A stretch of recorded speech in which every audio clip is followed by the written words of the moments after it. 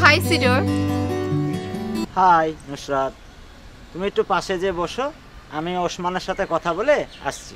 High Nusrat. আচ্ছা ভাই, তুই দেখতে গাঁজাখোর বাটপার লেভেলের চেহারা, গুন্ডা সন্ত্রাসী সব সার্টিফিকেট তোকে দেয়া যায়, তারপরে এলাকার সব লোক তোকে ভালো বলে, বিশ্বাস করে কেন ভাই? আমার এই নুরানি চেহারা দেখার পরেও লোকজন আমাকে বাটপার বলে, বুঝি না বিষয়টা। কারণ তুই বাটপার তাই। ওসব বাদ দে, নুসরাতের সাথে কত দূর মামা? আরে কি কত দূর, ও সব কিছু না। সেই নুনু কাটার সময় থেকে তুই আমার দোস্ত, আমার সামনে তোর লজ্জা কিসের বেটা বল? ও আমাকে খুব বিশ্বাস করে, আমি যা বলি সব মেনে নেয়। এর জন্য ওকে আমি ভয়ে কিছু বলি না, যদি আমাকে অবিশ্বাস করে। আচ্ছা বন্ধু, তোর হয়ে কি আমি সেটিংটা করে দিব? তুই তো জানিস আমার ভিতরে বাটপারি বুদ্ধিতে ভরপুর, তুই চাইলে আমি কিন্তু সেটিংটা করে দিতে পারবো। ও যদি পরে ভুল বুঝে? বন্ধু, এই বাটপার বন্ধুর ওপর ভরসা রাখ।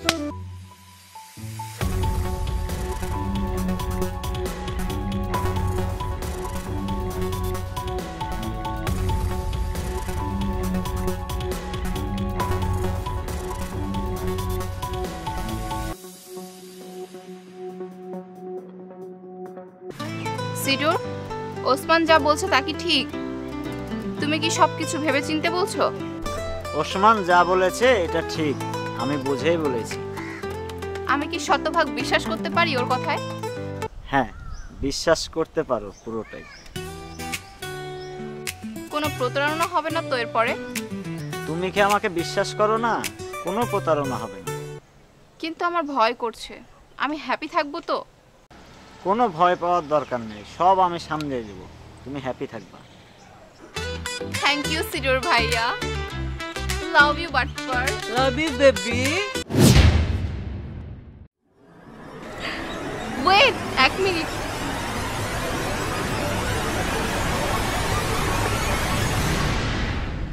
এটা কিভাবে?